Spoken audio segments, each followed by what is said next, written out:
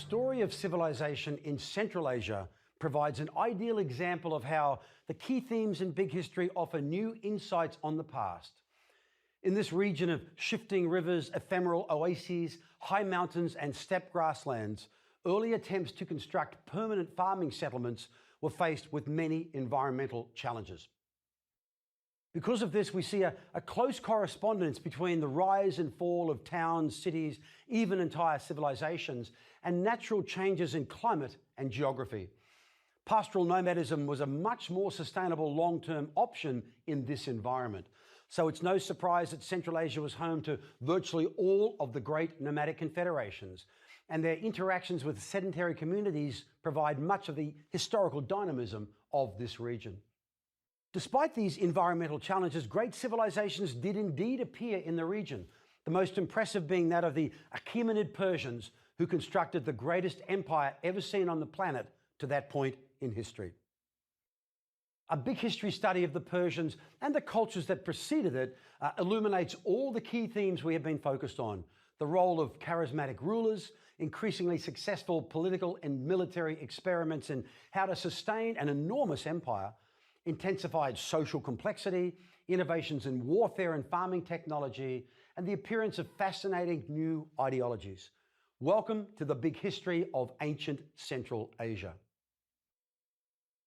All the ancient civilizations we've so far considered were established along major river valleys, including those of the Tigris, Euphrates, Nile, Indus, Huanghe, and Yangtze.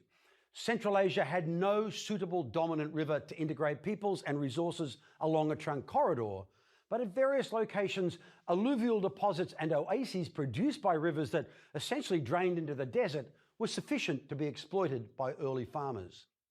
With good soil, abundant sunshine, and a ready supply of water, these farming communities prospered.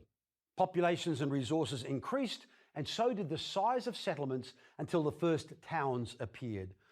This meant that when Indo-European speaking pastoral nomads started migrating into Central Asia in the 3rd millennium BCE, they did not move into virgin territory.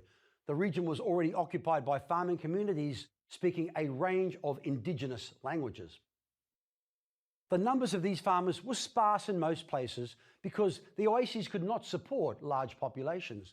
But in a handful of environmentally conducive locations, really big settlements had already appeared before the nomads arrived, including the ancient city of Anau, located in modern Turkmenistan. I had been fortunate enough to visit this site several times. The name Anau is derived from Abinau, which means new water. The site was inhabited from the 4th millennium BCE, making it one of the oldest urban areas on the planet, and the culture of the people who dwelt there is called Anau culture by archaeologists. Excavation of this site began in 1904 by the American archaeologist Raphael Pumpelly, who discovered 4 groups of remains representing 4 distinct eras of settlement. The settlements known as Anau 3 and 4 are comparatively recent, dating from the 10th to 4th centuries before the Common Era. The most significant discovery in these levels was iron tools. The excavated settlements of Anau 1 and 2 are much, much older, dating back to the early 4th millennium before the Common Era. These ancient urban communities were surrounded by a great wall and a ditch. In the lower layers of Anau 1, Pumpelly discovered ruins of houses made of raw brick with traces of painting still on the walls, along with copper ornaments and moulded vessels with fascinating geometric paintings. In the layer above, Anau 2, archaeologists found ceramics with paintings in 2 different colors, also several children's skeletons, and some of the oldest remains of camels ever found, leading to speculation that perhaps Anau 2 was the site of the first domestication of camels. Archaeologists have continued to work at Anau in the century following Pumpelly's original excavations. In the year 2000, Frederick Hibbert discovered a single tiny stone seal with intricate geometric markings on the surface, which led some historians to claim that perhaps the inhabitants had developed some sort of a writing system, that this was a literate culture. The 5 marks on this seal are strikingly similar to Chinese small seal characters, but these date from the Chinese Qin dynasty reforms of roughly 230 BCE, while the Anau seal is dated by context to around 2300 BCE. Another small seal of almost identical shape was discovered at Nia along the southern Silk Road in Xinjiang province in China, but it was dated to the later Han Dynasty, so some 2,500 years after the Anau seal date. The excavations at Anau have not only yielded abundant material on the origins and growth of agricultural settlements in Central Asia, but they have also proved the existence of early trade and exchange links between Central Asia and the city-states of the Indus Valley and Mesopotamia. But the findings at Anau also illustrate the eternal story of civilizational expansion and contraction. By 2400 BCE, all urban centers in Central Asia, including Anau, were in a state of collapse. The reasons remain a mystery, although environmental factors such as climate change and the drying up of oases must have played a major role. Yet, if this was the case, the environment must have stabilized quite quickly, because within a couple of centuries, new urban settlements appeared in the region, in particular those associated with the Oxus civilization. The appearance of the Oxus civilization was probably influenced by new waves of migration into Central Asia by Indo-European speaking pastoral nomads, whose tribal confederations with well-developed political structures and powerful chiefs occupied the more sparsely populated lands. The impact of Indo-European migrations across much of ancient Eurasia varied considerably according to the level of socio-political and technological development already achieved in the regions they moved into. In Mesopotamia, for example, although the invaders were able to establish themselves as ruling aristocracies, they were rapidly assimilated into the prevailing more sophisticated cultures. In less developed regions such as Central Asia, it was the invaders who imposed their languages, culture, and political and social organization upon the geopolitical landscape. The distinctive culture that emerged in the region towards the end of the third millennium was thus a result of the mixing of pre-existing agrarian peoples and pastoral nomads, a mixing that led eventually to the development of distinctive new Central Asian cultures, such as the Sogdians and the Bactrians. This also helped firmly establish Central Asia as one of the major centers of a trans-Eurasian network of cultural exchanges, a situation that was fully realized during the period of the Oxus civilization. Until the late 20th century, there was virtually no evidence of the existence of the Oxus civilization. But thanks to the work of the late Greco-Russian archaeologist Victor Sarianidi, an extraordinary man that I had the pleasure of meeting twice, we now have striking evidence of this complex urban culture.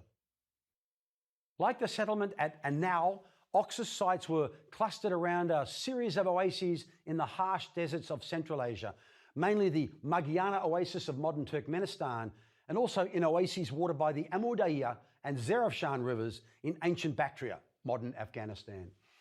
Because of these locations, the Oxus civilization is also sometimes called the Bactria-Magiana agricultural complex.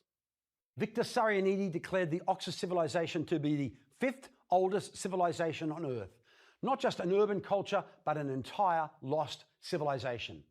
And he noted that it was one of just a handful of ancient civilizations that did not emerge in a river valley.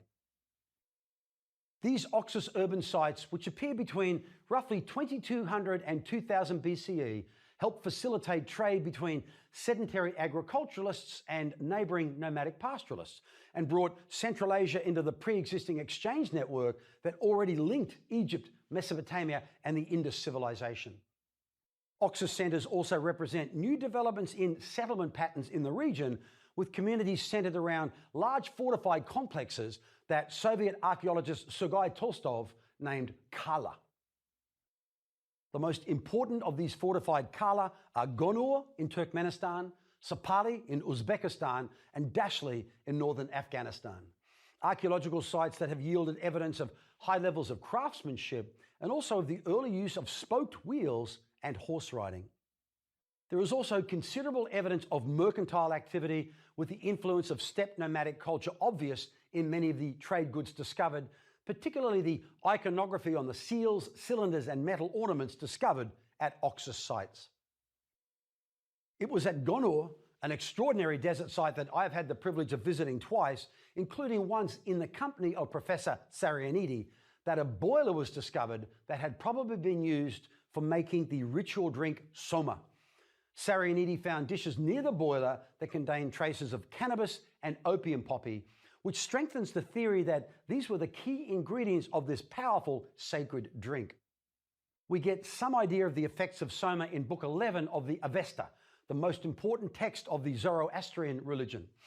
Zoroaster, the founder of the religion, praises the sacred drink soma, which is anthropomorphized in the text as a divinity named Haoma. Let me give you a brief extract. Thereupon spake Zarathustra, praise to Haoma, made by Mazda. Good is Haoma, Mazda made. To thee, O holy Haoma, bearer of the ritual sanctity, I offer this, my body.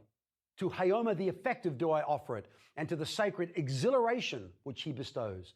And do thou grant to me for this, O holy Haoma, thou that drivest death afar, heaven, the best world of the saints, all shining, all brilliant.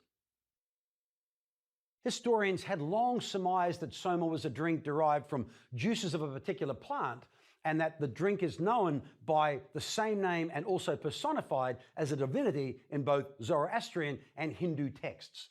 But it remained uncertain what the actual plant was. Most scholars believe that soma was some form of psychoactive chemical, perhaps derived from the opium poppy, or some type of mushroom, or from cannabis. And Victor Sarianidi's discovery in Gonor provided strong evidence to support this. Cannabis, by the way, is thought to have originated in Central Asia, the same region where Zoroastrianism first emerged. The oldest historical reference we have to cannabis comes from the 5th century BCE Greek historian Herodotus, who describes the Scythians taking their hemp baths. The Scythians take some of this hemp and, creeping under the felt coverings, throw it upon the red-hot stones. Immediately it smokes and gives out such a vapor as no Grecian vapor bath can exceed. The Scyths, delighted, shout for joy. More about the beliefs of Zoroastrianism in a moment.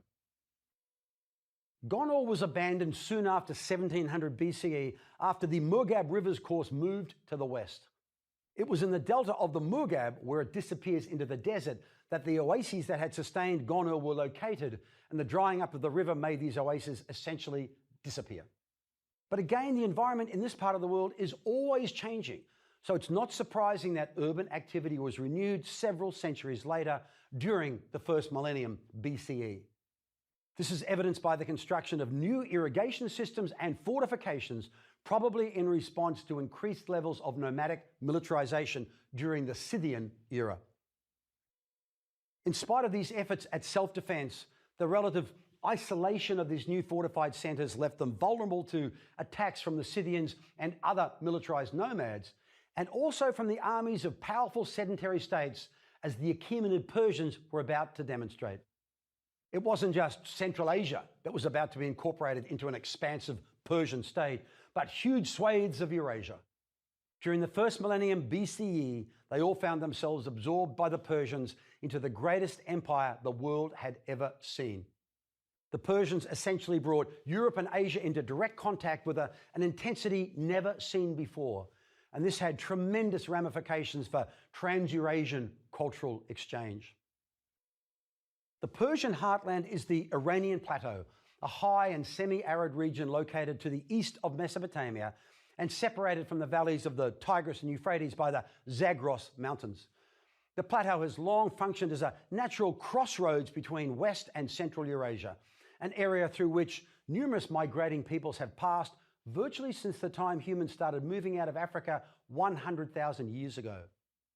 Late in the second millennium BCE, two groups of Indo-European speaking pastoral nomads, the Medes and the Persians, settled on the plateau and organized themselves into tribal confederations. The Medes and Persians were highly militarized, and as the Babylonian and Assyrian empires waned in Mesopotamia, both groups began to use their military prowess to construct their own imperial states. The Medes were the first to strike. King Cyaxares established Median hegemony over large areas of Mesopotamia and Western Central Asia after forming an alliance with the Scythians and destroying the Assyrians at Nineveh in 612 BCE. The founding ruler of what would become the Persian Empire was Cyrus, a leader of the Achaemenid family. the Greek historian Herodotus is our most important source for the life of Cyrus. Herodotus tells us that Cyrus came to the throne in 559 or 558 BCE, and that between 553 and 550, he overthrew the Median king and adopted the Median royal title of Great King, King of Kings, King of Lands.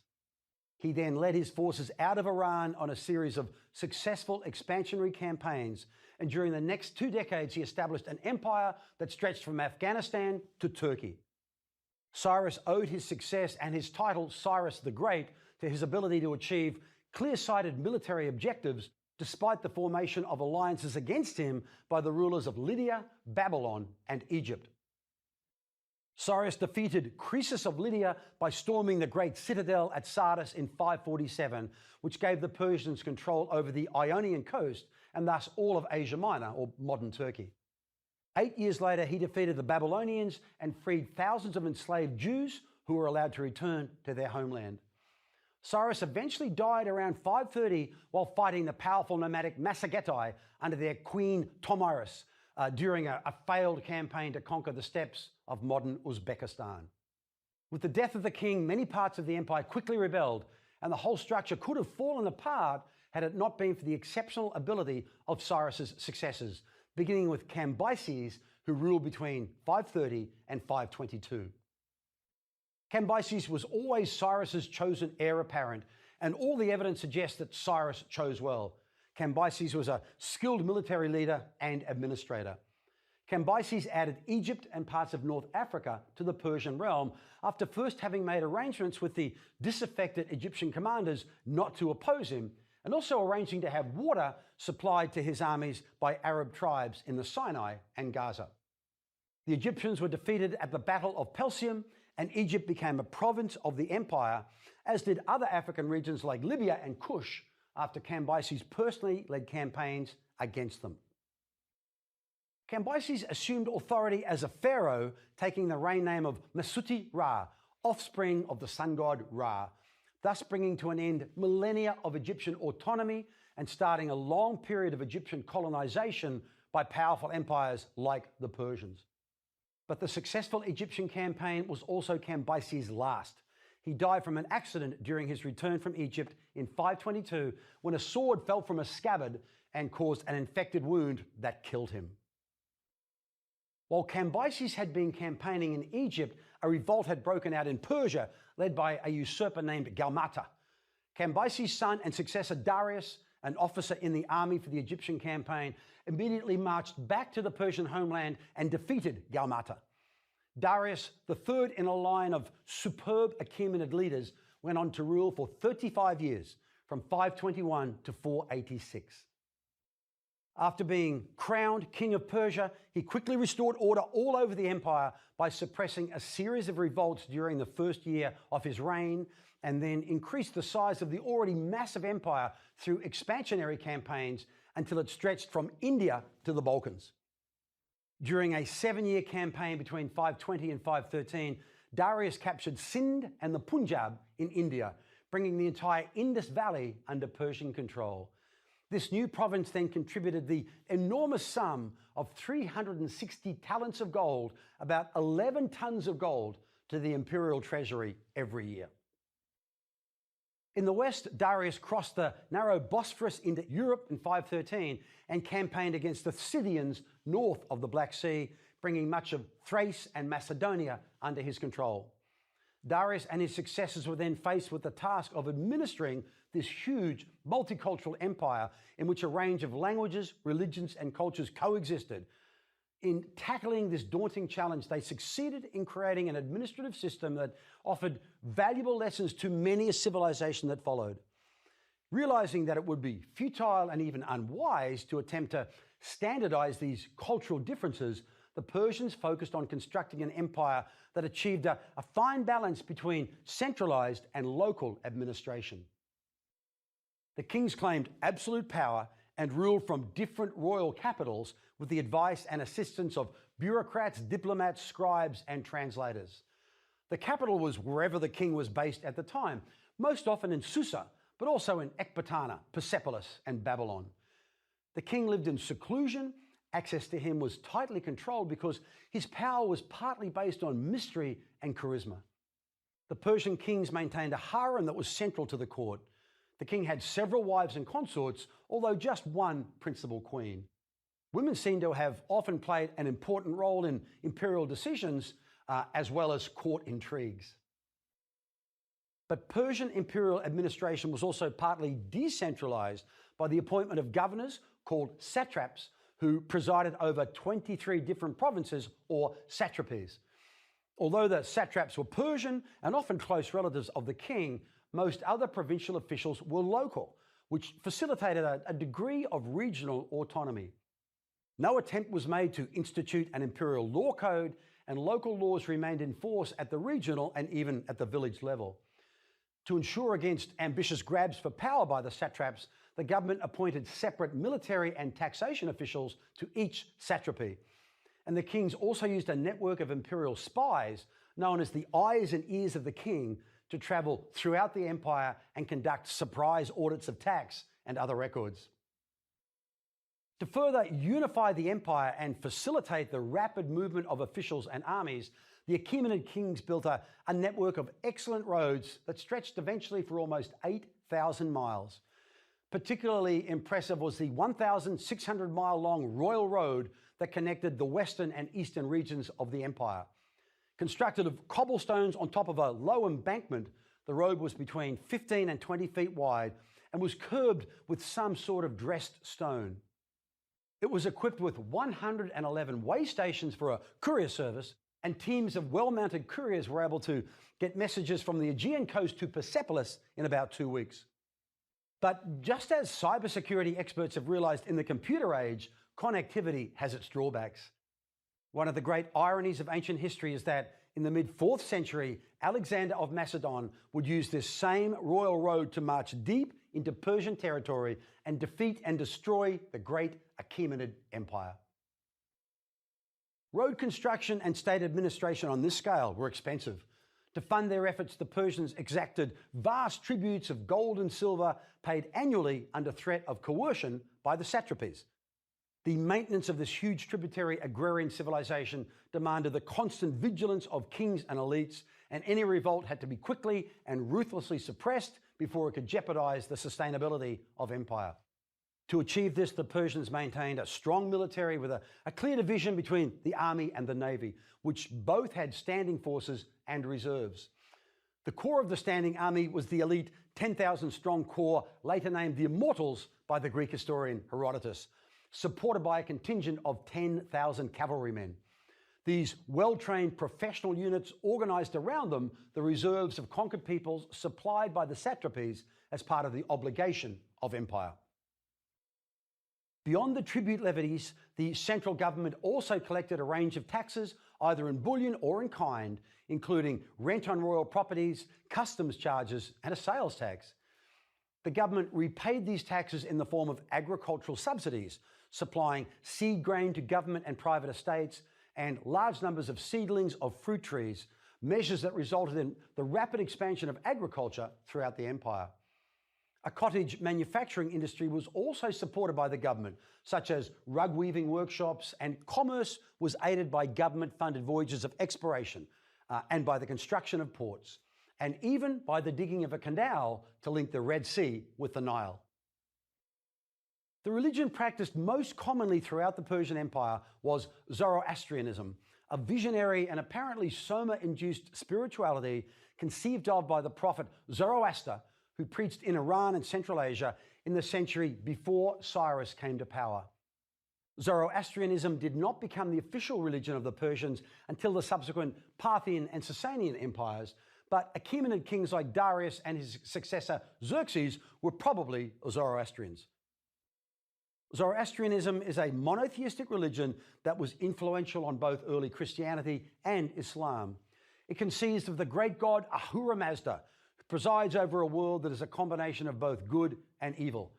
Ahura Mazda created two twin spirits, Spentamanyu, the Holy Spirit, and Angramanyu, sometimes called Ahiman, the destructive spirit.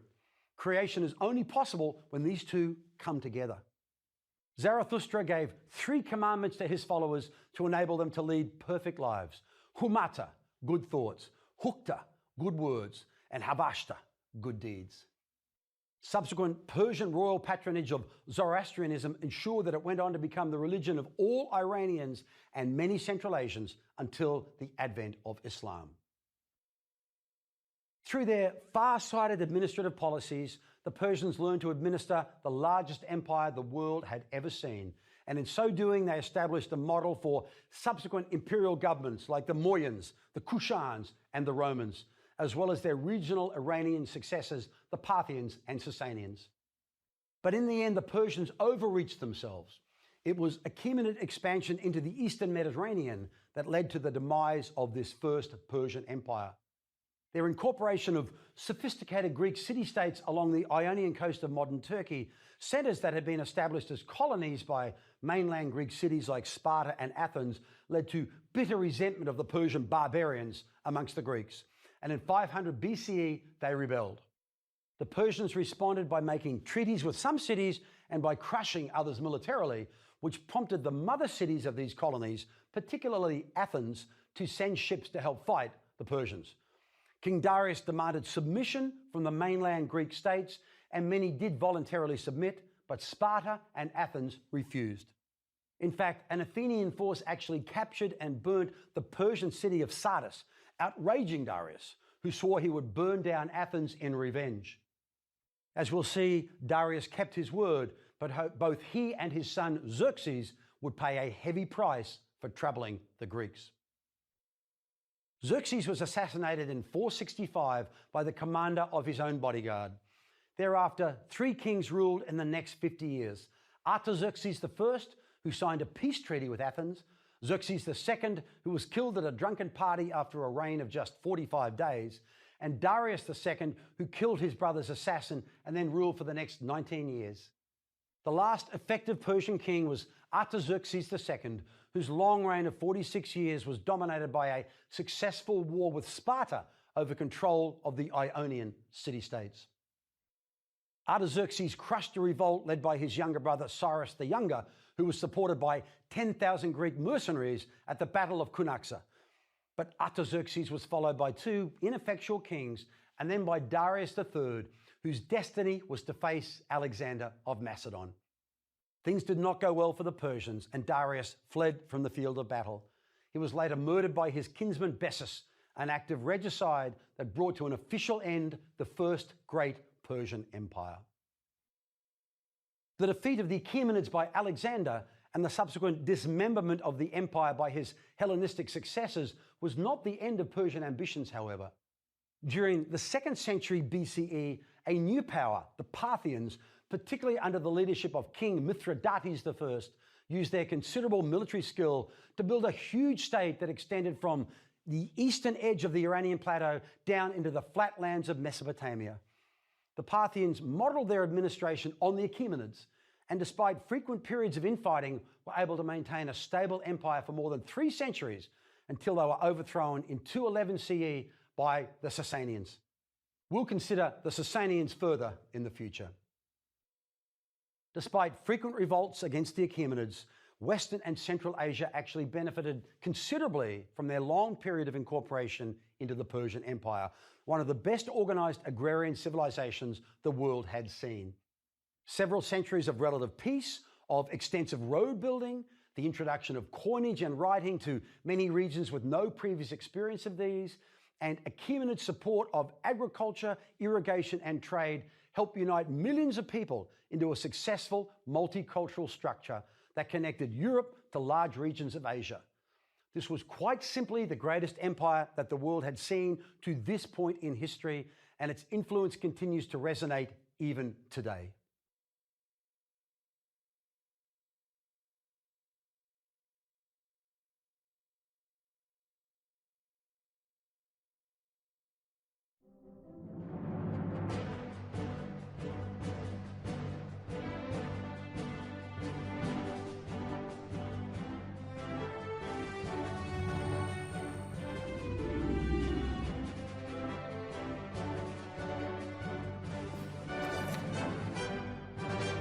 Here is how Pericles, the influential Athenian statesman and orator who lived in the 5th century BCE, praised the form of government the city of Athens had instituted. The speech is credited to him by the ancient Greek historian Thucydides and was delivered to his fellow citizens in the midst of a devastating war. Our form of government does not enter into rivalry with the institutions of others. We do not copy our neighbours, but are an example to them. It is true that we are called a democracy, for the administration is in the hands of the many and not of the few.